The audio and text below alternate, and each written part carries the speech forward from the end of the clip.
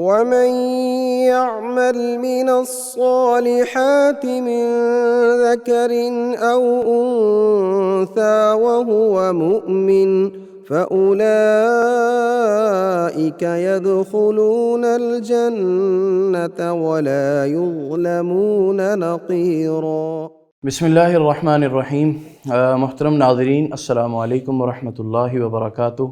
آپ کا میزبان حافظ زین العابدین علوی اپنی منفرد سیریز نیکی کی راہیں کے ساتھ حاضر خدمت ہے، اور آج کا ہمارا ٹاپک ہے خواہشات پر کنٹرول۔ اس حوالے سے ہم بہت کچھ جانیں گے، اور آج ہم نے اپنے اسٹوڈیوز میں انوائٹ کیا ہے حسب سابق اپنے معزز مہمان محترم شیخ شفیق الرحمن علوی حفظہ اللہ کو۔ تو آئیے ان کی طرف چلتے ہیں۔ شیخ السلام علیکم ورحمۃ اللہ۔ وعلیکم السلام ورحمۃ اللہ وبرکاتہ۔ شکریہ آپ کی تشریف آوری کا۔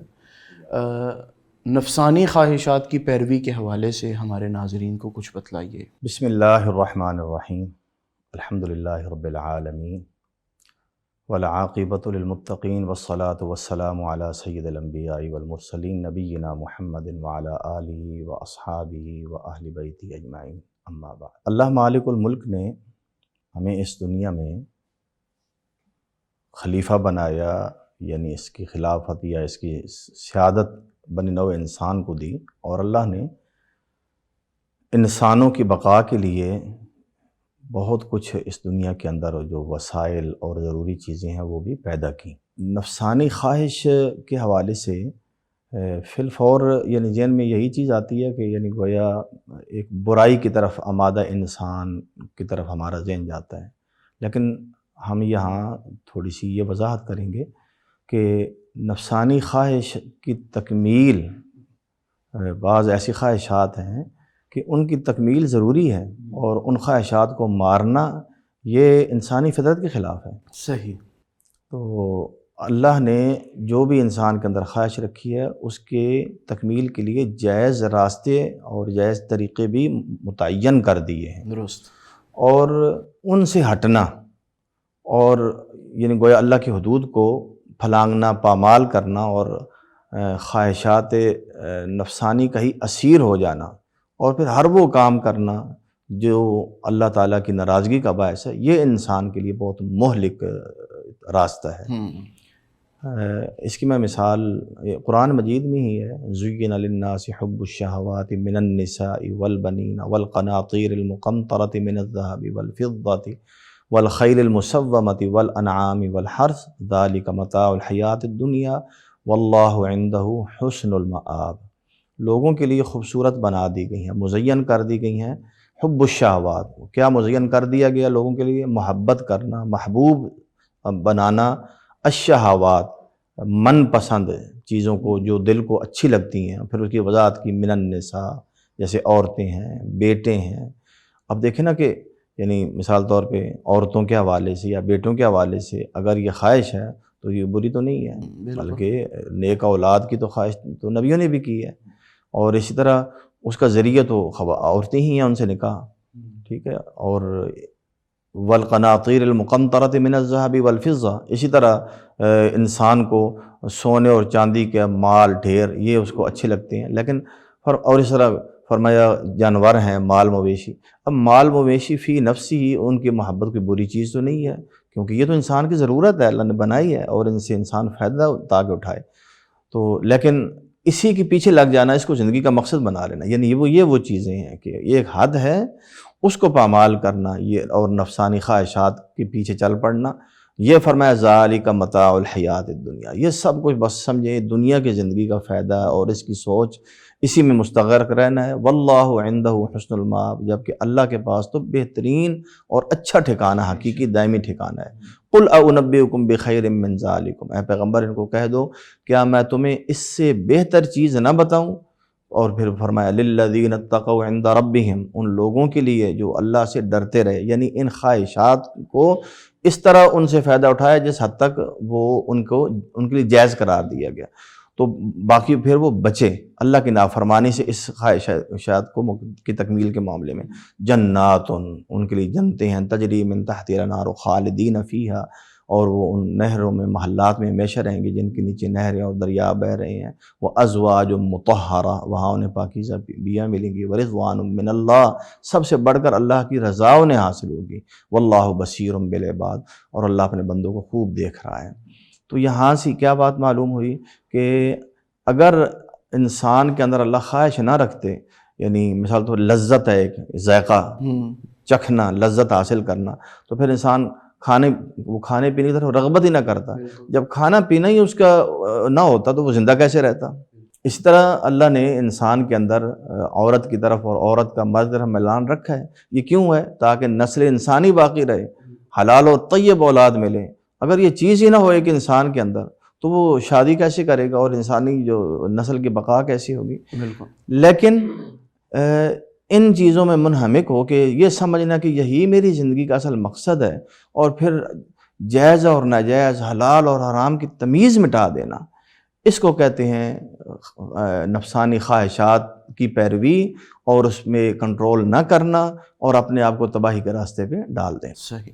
آپ نے یعنی فرق بتایا کہ ہر خواہش بری نہیں، جائز اور ناجائز خواہشات ہوتی ہیں. تو ناجائز نفسانی خواہشات سے بچنے کا نبوی علاج کیا ہے؟ اللہ کے نبی علیہ الصلوۃ والسلام نے اس کے لیے کیا رہنمائی فرمائی؟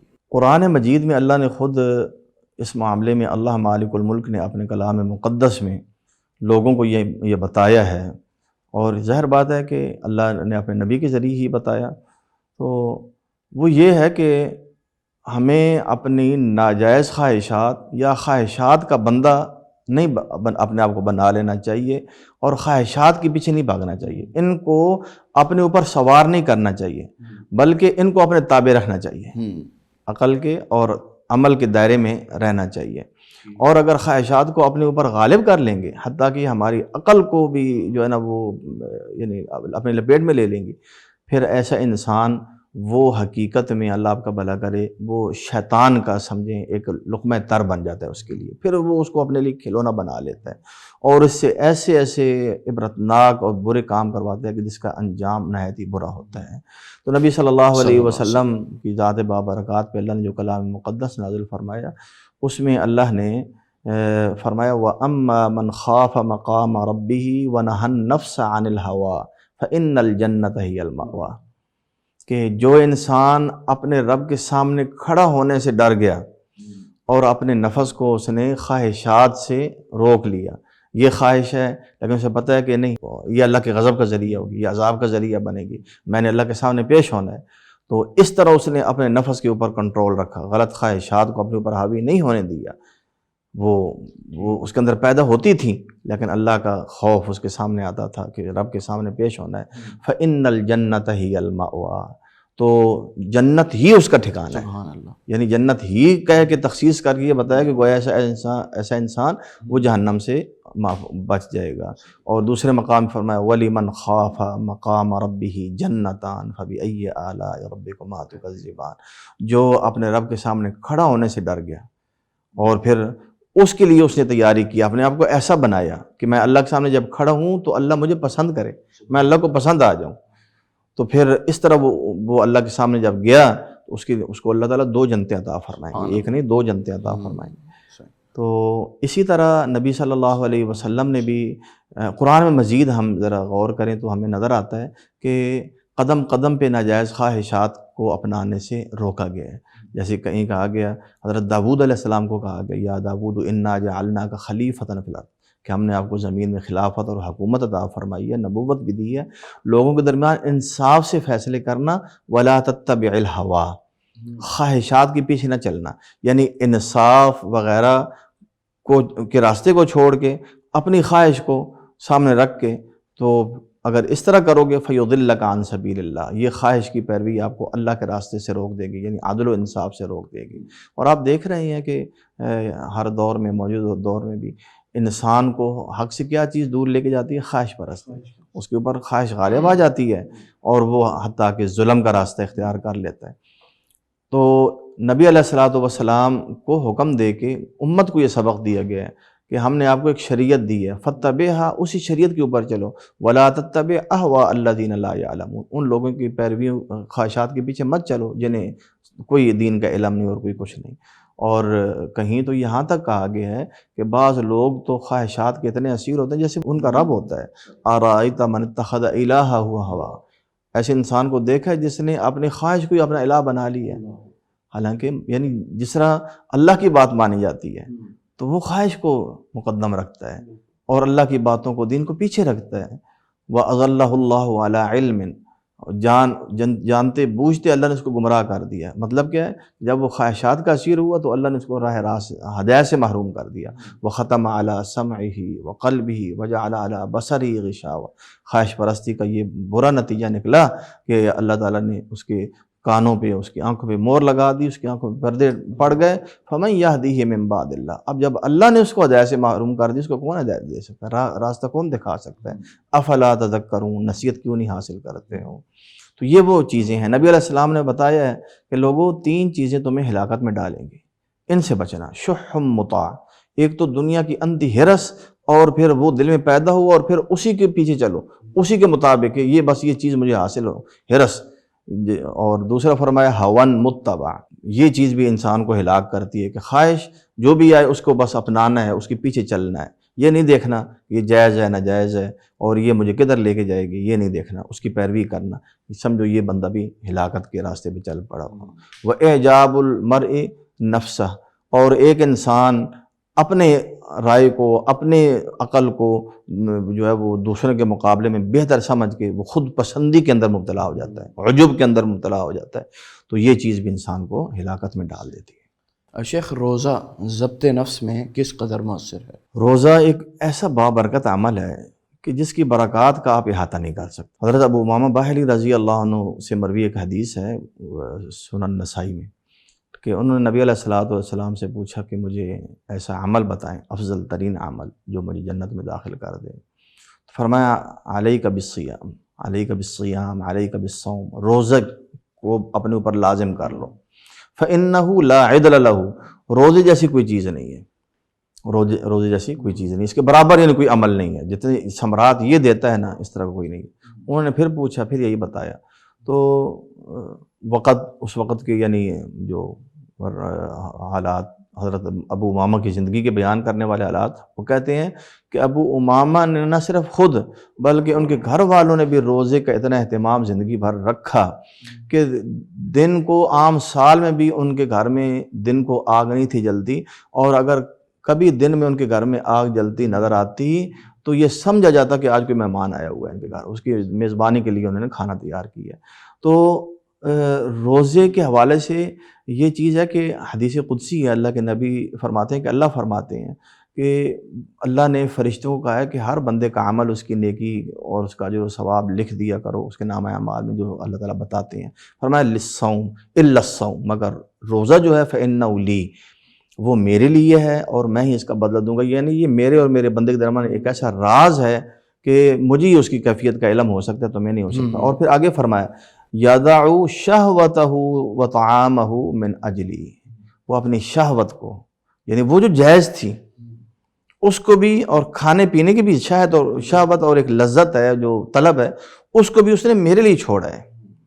تو جو انسان جائز خواہش کو اللہ کے لیے چھوڑتا ہے تو اللہ تعالیٰ اتنے اس کے اوپر راضی ہوتے ہیں.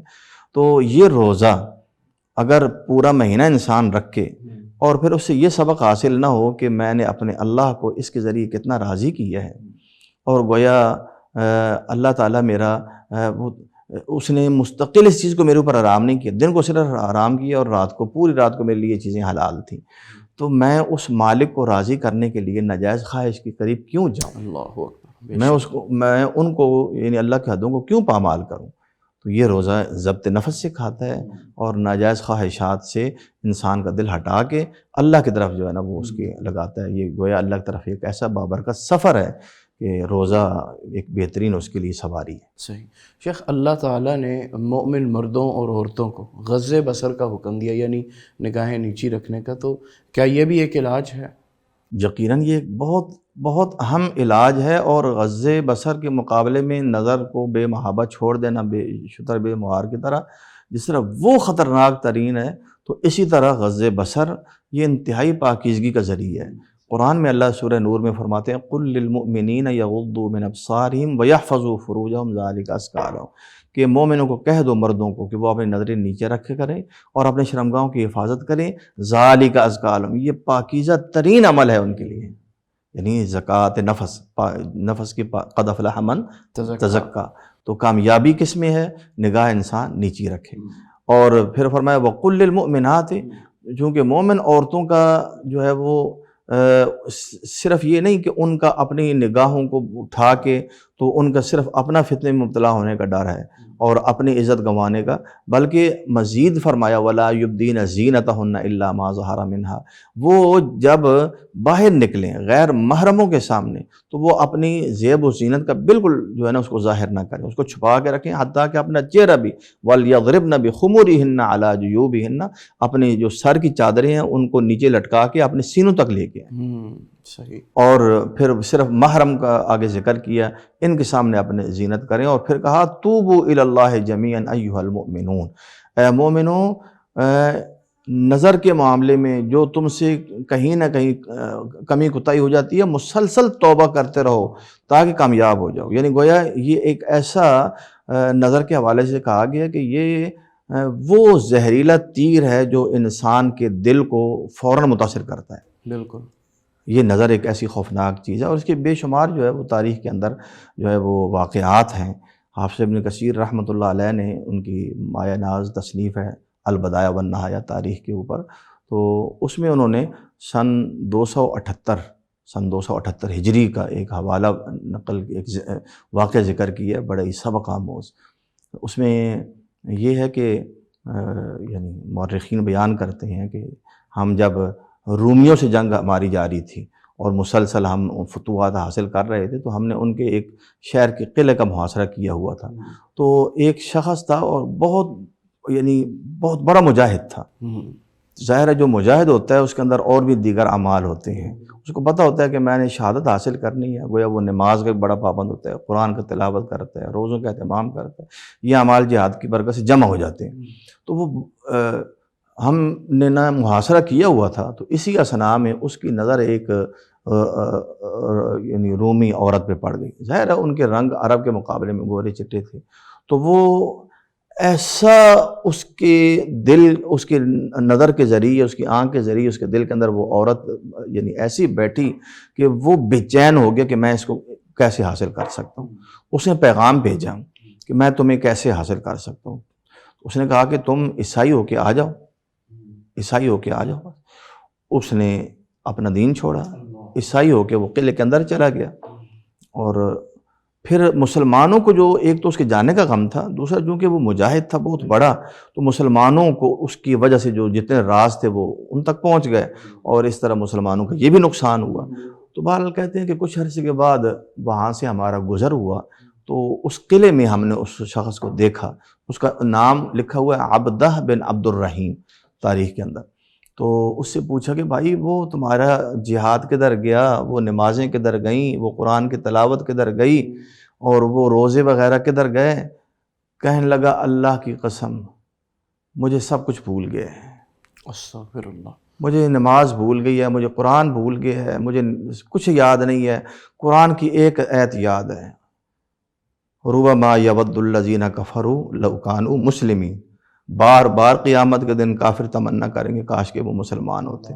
ذرہم یأکلوا ویتمتعوا، ان کو چھوڑو یہ کھاتے پیتے رہیں، فائدہ اٹھاتے رہیں، ویلہہم الامل، دنیا کی آرزوؤں نے ان کو اصل مقصد منزل سے غافل کر دیا، فسوف یعلمون، جلدی ان کو پتہ چل جائے گا کہ ہم کتنی غلطی پر تھے۔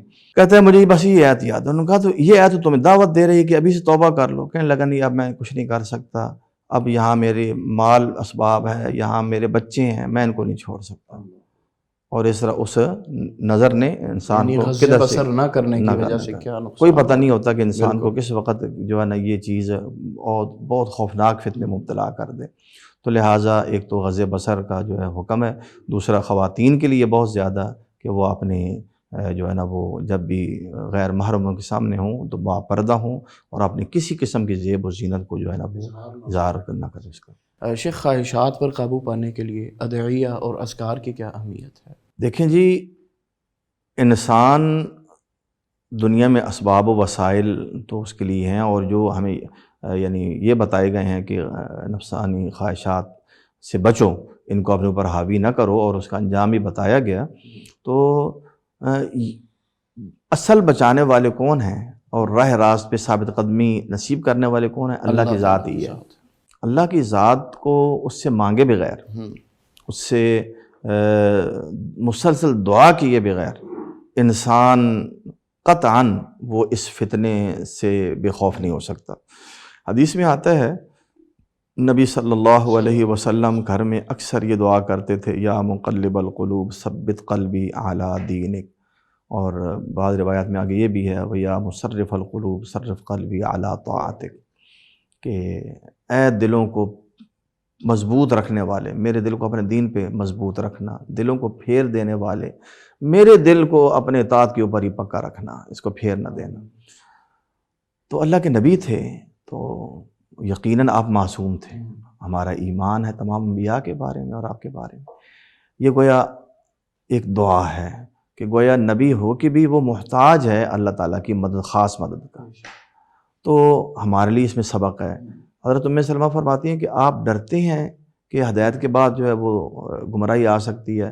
فرمایا کہ اے ام سلمہ، ہماری ماؤں میں سے ایک ماں ہیں ام المؤمنین حضرت ام سلمہ رضی اللہ عنہ، یہ جو دل ہے نا، یہ اللہ کی دو انگلیوں کے درمیان ہے، اللہ جیسے چاہتے ہیں پھیر دیتے ہیں۔ تو ظاہر ہے کہ جب ایک انسان اللہ مالک الملک کی اطاعت سے ہٹے گا اور اللہ کی مسلسل نافرمانی کرے گا، اللہ اس کا دل پھیر دیں گے۔ وَنُقَلِّبُ أَفْئِدَتَهُمْ وَأَبْصَارَهُمْ كَمَا لَمْ يُؤْمِنُوا بِهِ أَوَّلَ مَرَّةٍ، اللہ نے فرمایا ہم ان کے دل اور ان کی نظریں پھیر دیں گے جس طرح انہوں نے ہماری قرآن کو سن کے پہلی مرتبہ اپنے دل پھیر لی تھے اور نظریں پھیر لی تھی، اب ہم مستقل ان کو پھیر دیں گے۔ ایک جگہ کہا فَلَمَّا زَاغُوا أَزَاغَ اللَّهُ قُلُوبَهُمْ وَاللَّهُ لَا يَهْدِي الْقَوْمَ الظَّالِمِينَ، جب یہ لوگ ٹیڑھے ہوئے تو پھر اللہ نے ان کے دل ٹیڑھی ہی کر دیے اور اللہ ظالموں کو ہدایت نہیں دیتا۔ تو لہٰذا دعا کرتے رہنا چاہیے۔ ان دعاؤں میں سے ایک تو یہ ہے، قرآن کی یہ دعا بہت اہم ترین ہے، ربنا لا تزغ قلوبنا بعد اذ ہدیتنا وہب لنا من لدنک رحمۃ انک انت الوہاب۔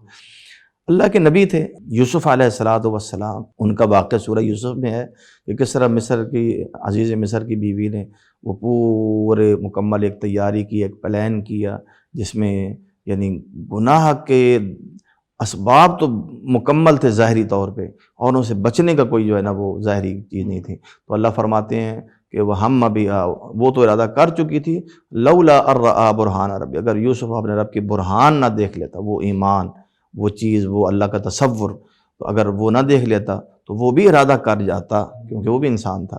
لیکن آگے کہا کذالک، اسی طرح اللہ نے ان کو اپنی برہان دکھائی، لنصرف عنہ السوء والفحشاء، تاکہ ہم ان سے پھیر دیں بے حیائی اور برائی کو۔ کیوں؟ انہ من عبادنا المخلصین، یہ ہمارے مخلص بندوں، چنے ہوئے بندوں میں سے تھا۔ یہ اس کے باوجود جب ان کی سازشیں اور بڑھ گئیں، یعنی اس نے ٹھان لیا کہ میں یہ کچھ اگر اس نے نہ کیا تو میری رسوائی ہوگی، ورنہ میں اس کو جیل میں ڈال دوں گی۔ تو وہاں آتا ہے قرآن میں رب السجن احب الی مما یدعوننی الی والا تصرف عنی کیدہن اصب الیہن واکن من الجاہلین، اے اللہ جس برائی کی طرف یہ مجھے بلا رہی ہیں اس کے مقابلے میں مجھے جیل میں جانا زیادہ پسند ہے، اور اگر تو نے مجھ سے ان کی ان سازشوں کو نہ ہٹایا، تو نے اگر ان کو نہ پھیرا تو میں تو مائل ہو جاؤں گا، میں انسان ہوں اور میں جاہلوں میں سے ہو جاؤں گا۔ تو ایک نبی کس طرح دعا کر رہا ہے، اور اللہ کے نبی جو دعائیں کر رہے ہیں، اس طرح ایک دعا ہے جو اللہ کے نبی اکثر کیا کرتے تھے، اللہم انی اعوذ بک من منکرات الاخلاق والاعمال والاہواء والادواء، اے اللہ میں تیری پناہ میں آتا ہوں من منکرات الاخلاق، بری عادتوں سے، بری عادات جو اللہ کو پسند نہیں، نبی کو پسند نہیں، تو ایسی عادتوں سے، والاعمال اور منکر اعمال سے، والاہواء اور منکر اور بری خواہشات سے میں تیری پناہ میں آتا ہوں، والادواء اور یا اللہ بری بیماریوں سے میں تیری پناہ میں آتا ہوں۔ یہ دعائیں ہیں اور ذکر اذکار ہیں، استغفار ہے۔ استغفار ایک ایسی بابرکت چیز ہے کہ اس سے ایک تو انسان اپنے پہلے جو گناہ ہیں ان کا اعتراف کرتے ہوئے اللہ سے معافی طلب کرتا ہے اور اپنے اوپر جو استغفار کو لازم کر لیتا ہے، جعل اللہ لہ من کل ہم فرجا ومن کل ضیق مخرجا ورزقہ من حیث لا یحتسب، ہر تنگی کے وقت اس کے نکلنے کا راستہ اللہ اس کو دے دیتے ہیں، ہر غم سے اس کو نکال دیتے ہیں اور رزق بھی وہاں سے دیتے ہیں جہاں سے اس کا وہم و گمان نہیں ہوتا۔ اور اس طرح قرآن پڑھتے رہنا چاہیے، نیک لوگوں کی صحبت میں بیٹھنا چاہیے، یہ چیزیں، اور ہر وہ چیز جو داعی ہو، جو دعوت دے، جو بھڑکائے انسان کے خواہشات کو، ان چیزوں سے انسان کو دور ہونا چاہیے، اپنے آپ کو دور اجتناب کرنا چاہیے۔ خواہشات کو کنٹرول کرنے کے لیے نبی کریم صلی اللہ علیہ وسلم نے صحابہ کرام رضوان اللہ علیہم اجمعین کی کس طرح تربیت فرمائی تھی؟ صحابہ کرام رضوان اللہ علیہم اجمعین کو ایک تو اللہ کے نبی نے وہ حقائق بتائے کہ جو ان خواہشات کا برا انجام پہ منتج ہوتی ہیں، جو نتیجہ نکلتا ہے وہ برا۔ مثال کے طور پہ نبی علیہ السلام نے فرمایا کہ میں نے جب مجھے اللہ نے وہ منظر دکھایا کہ ایک تنور ہے بہت وسیع، اس کا اوپر سے منہ تنگ ہے اور اس میں بے شمار جو ہے نا وہ مرد اور عورتیں ہیں اور وہ اس میں جل رہے ہیں، اور وہ نیچے سے آگ نکلتی ہے، ان کو اوپر اٹھاتی ہے، چیخیں ان کے اوپر باہر نکلتی ہیں، پھر وہ نیچے گر جاتے ہیں۔ میں نے کہا یہ کون لوگ ہیں؟ فرمایا یہ آپ کی امت کے بدکردار لوگ ہیں۔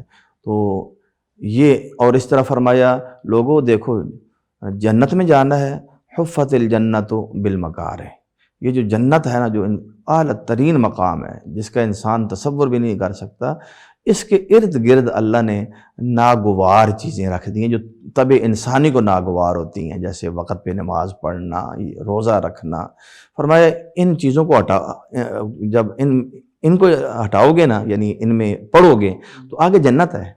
نماز پڑھو گے تو نماز تمہیں جنت میں لے کے جائے گی، روزہ رکھو گے روزہ تمہیں جنت میں لے کے جائے گا۔ یعنی جو چیز بھی کتب علیکم القتال وہو کرہ لکم، تمہارے اوپر جنگ ہم نے کافروں سے فرض کر دی ہے، حالانکہ وہ تمہیں ناگوار گزرے گی۔ ممکن ہے کہ تم ایک چیز کو ناگوار سمجھو حالانکہ وہ تمہارے لیے بہترین ہو، اور ممکن ہے کہ تم ایک چیز کو پسند کرو حالانکہ وہ تمہارے لیے بدترین ہو، اور اللہ جانتے تم نہیں جانتے۔ تو جو کچھ اللہ جانتے تھے، اللہ نے جو حقائق بتائے، صحابہ نے ان کو مانا۔ اور فرمایا جو جہنم ہے نا، وحفت النار بالشہوات، جہنم کے ارد گرد کیا چیز ہے؟ شہوات ہے۔ انسان یہ سمجھتا ہے کہ میں اپنی گویا لذات، میں اپنی ہر خواہش پوری کر رہا ہوں، جو بھی مجھے اچھی چیز لگتی ہے، حالانکہ وہ حقیقت میں ان پردوں کو ہٹا کے جہنم میں گر رہا ہوتا ہے۔ جیسے قرآن میں اللہ نے فرمایا فخلف من بعدہم خلف اضاعوا الصلاۃ واتبعوا الشہوات فسوف یلقون غیا، ان کے بعد ناخلف لوگ ہیں، انبیاء کا ذکر کیا، ان کے اوصاف ذکر کیے، حضرت موسیٰ علیہ السلام کا، ابراہیم علیہ السلام کا، عیسیٰ علیہ السلام کا، تمام انبیاء کا سورہ مریم میں ذکر کرنے کے بعد فرمایا یہ لوگ تو اپنی دعوت دے گئے لوگوں کو اور ایک راہ حق پہ چلا گئے، لیکن ان کے بعد آہستہ آہستہ ناخلف لوگ آئے۔ انہوں نے سب سے پہلے تو یہ کیا کہ نماز کو ضائع کیا۔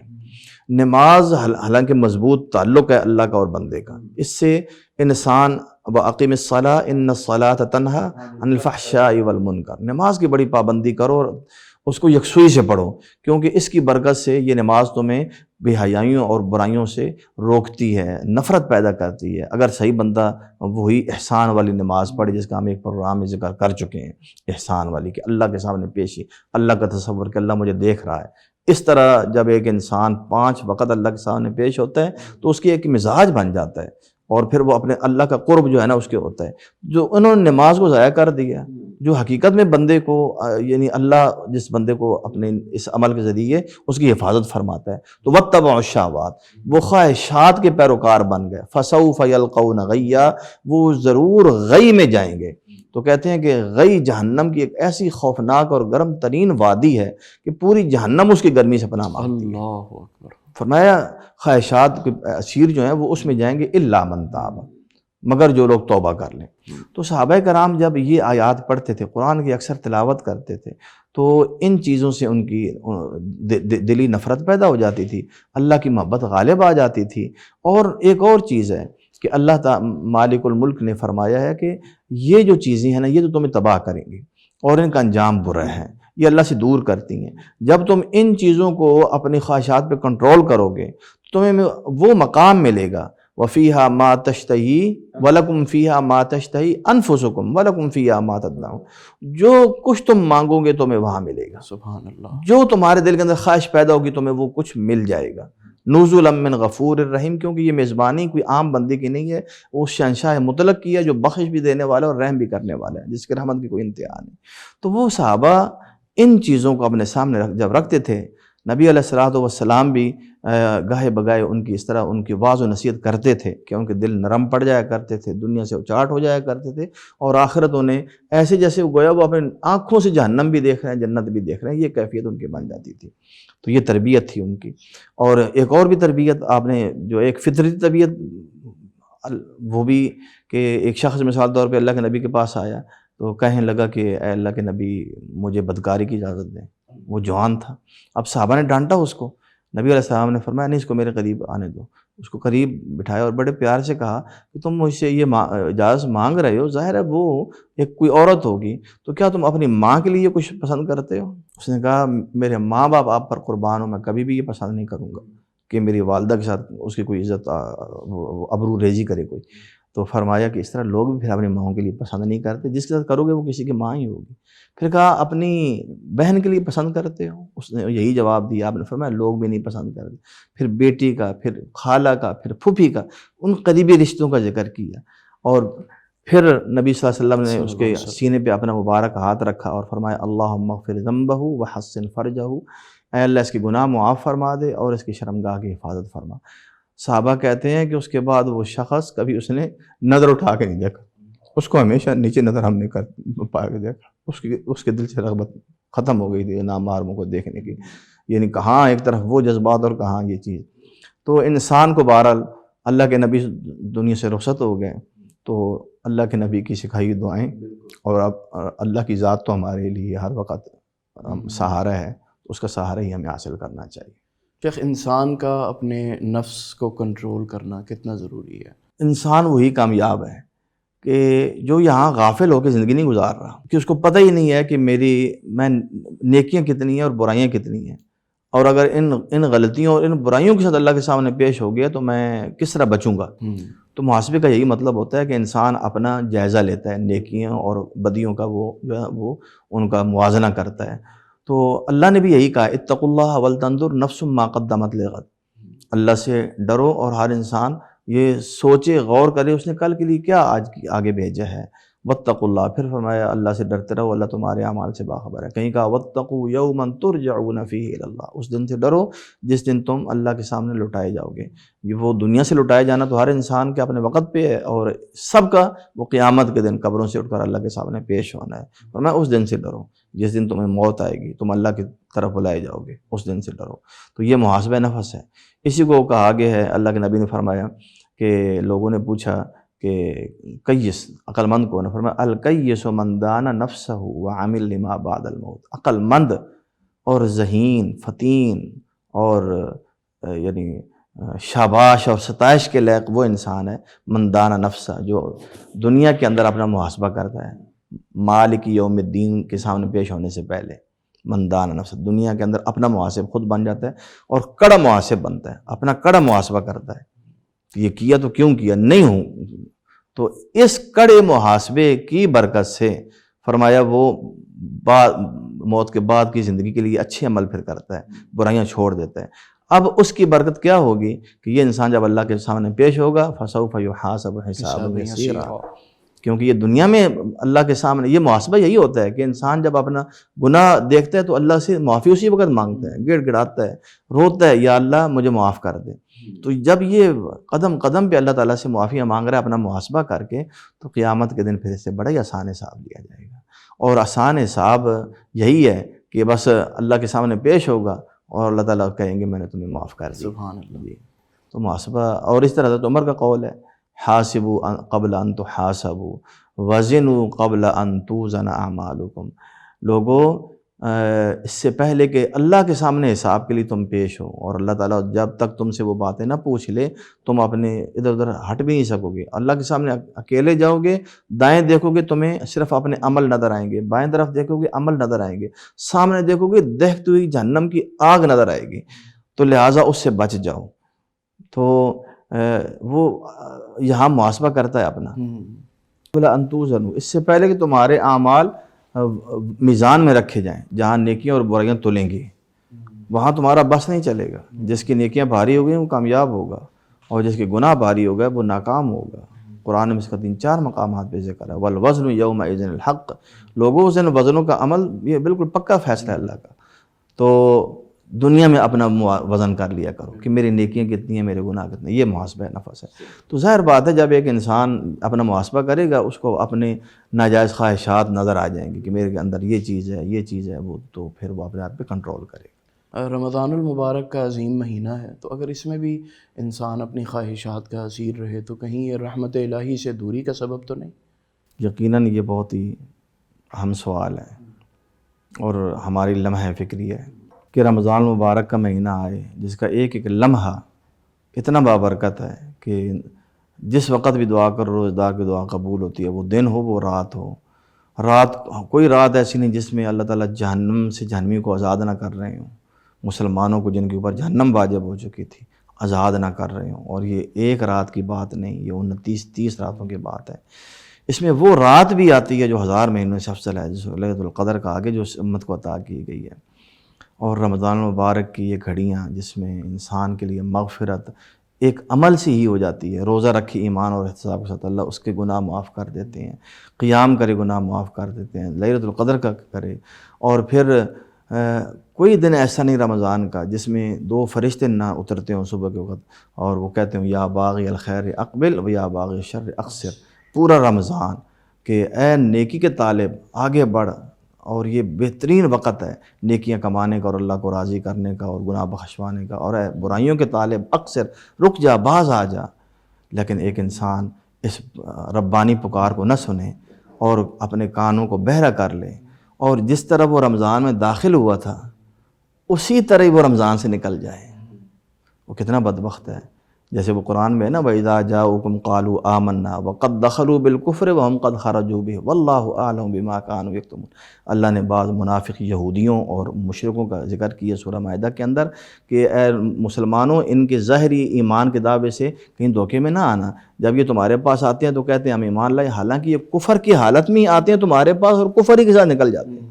بالکل. تو ہم سوچیں کہ آج جو میری کیفیت ہے رمضان المبارک آئے اس سے پہلے ہی بلکہ مجھے اپنے آپ کے ساتھ ہمدردی کرتے ہوئے گناہوں سے دستکش ہو جانا چاہیے، سچی توبہ کرنی چاہیے.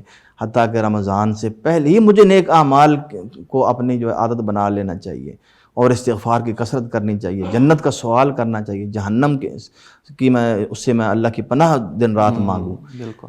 یہ تو میری سوچ ہونی چاہیے. لیکن یہ نہ ہو اور انسان روزہ صرف سمجھے کہ صبح سحری کھا کے شام تک کچھ نہیں کھانا اور پھر اس کے بعد خواہشات کھلی ہیں اس کی، نہ دن کو اس نے اپنے آپ پہ کنٹرول کیا نہ رات کو. تو ایسے انسان کے بارے میں واقعی وہ انسان تو اللہ کے یہاں اتنا مغضوب ہے کہ وہ ان 3 بدبخت لوگوں میں سے ہے جن کے بارے میں ایک اسپیشل اور خصوصی بد دعا ہوئی، اللہ معاف فرمائے. حالانکہ آپ رحمۃ للعالمین تھے، آپ تو دعائیں کرنے والے تھے. تو صحابہ کہتے ہیں کہ اللہ کے نبی علیہ السلام ممبر پہ چڑھے، ایک سیڑھی پہ قدم رکھا، کہا آمین. صحابہ نے سنا آپ آمین کہہ رہے ہیں اور دعا کرنے والا بولنے والا کوئی نہیں اور آپ آمین کہہ رہے ہیں. صحابہ نے نہیں سنا، دوسرے پہ بھی تیسرے پہ بھی. تو جب آپ خطبے سے فارغ ہوئے تو صحابہ نے پوچھا آپ سے کہ آج آپ نے ایک ایسا عمل کیا ہے کہ جو آپ کا پہلے ہم نے نہیں دیکھا، یہ آمین کس وجہ سے کہی گئی؟ تو آپ نے یہی کہا تھا کہ میں جب یہاں آیا ہوں تو یہاں جبریل اور ان کے ساتھ بہت بڑی فرشتوں کی جماعت بیٹھی ہوئی تھی جو میرے ممبر کو گھیرے ہوئے تھی، اور میں جب پہلی سیڑھی پہ میں نے قدم رکھا تو جبریل نے دعا کی کہ اللہ تعالیٰ اپنی رحمت سے دور کرے، اللہ اپنی رحمت سے محروم کرے اس انسان کو کہ جس نے اپنی زندگی میں اپنے ماں باپ کو پایا اور پھر ان کے ساتھ احسان کر کے وہ جنت حاصل نہیں کر سکا حتیٰ کہ وہ دنیا سے چلے گئے. تو میں نے کہا آمین. اب آپ اندازہ کریں کہ جبریل جو اللہ کے حکم سے اترے ہیں، جو فرشتوں کے سردار ہیں، وہ ایک دعا کر رہے ہیں اور جو پوری کائنات کے سردار ہیں وہ اس کے اوپر آمین کی مہر لگا رہے ہیں، یا اللہ ایسا ہی ہو. تو وہ انسان کتنا بدبخت ہوگا. تو فرمایا جب میں نے دوسری سیڑھی پہ قدم رکھا تو جبریل نے یہ بد دعا دی اس بدبخت کے لیے کہ وہ انسان بھی اللہ کی رحمت سے محروم رہے اور اس کے لیے تباہی اور بربادی ہے جس نے اپنی زندگی میں رمضان کا مہینہ پایا لیکن جنت میں نہیں داخل ہو سکا، بخشش نہیں کروا سکا. اور ایک لفظ ہے فلم یغفر لہ، اس کی بخشش نہیں ہوئی. تو ظاہر بخشا جاتا تو جنتی ہوتا. تو جبریل یہ دعا کر رہے ہیں، فرشتے بھی آمین کہہ رہے ہیں، اور کائنات کے سردار آقا علیہ السلام وہ بھی آمین کہہ رہے ہیں. اس دعا کی قبولیت میں کوئی شک ہو سکتا ہے؟ بالکل. ایسے ہمارے لیے لمحہ فکری ہے. تیسرا فرمایا وہ انسان کہ جس کے سامنے میرا نام نامی آیا، میرا ذکر ہوا اور میرے اوپر اس نے درود نہیں پڑھا، اور میرا یعنی صلی اللہ علیہ وسلم یا اللہم صلی علی محمد وعلی آلہ وصحبہ وبارک وسلم، اور اسی طرح اس نے گویا میرا نام عام لوگوں کی طرح سن کے تو آگے گزر گیا، اس کے لیے بھی یہی بد دعا ہے کہ وہ اللہ کی رحمت سے محروم ہو. تو میں نے کہا آمین. تو اس لیے اللہ تعالی ہمیں معاف فرمائے اور ہمیں توفیق نصیب فرمائے، اور ہمیں ان خوش نصیب بندوں میں شامل فرمائے کہ جن کی رمضان المبارک کی ان بابرکت کڑیوں میں پہلے دن ہی معافی ہو جاتی ہے. اللہ ہمیں ان لوگوں میں شامل فرمائے. بہت شکریہ. آپ کا پروگرام کا وقت ختم ہو رہا ہے. جی ناظرین، آج کے پروگرام میں آپ نے بہت کچھ سنا، سیکھا، سمجھا. آپ سے ملاقات ہوگی کل ایک نئے ایپیسوڈ کے ساتھ. اجازت دیجیے. اللہ حافظ و ناصر. ومن يعمل من الصالحات من ذكر أو أنثى وهو مؤمن فأولئك يدخلون الجنة ولا يظلمون نقيرا.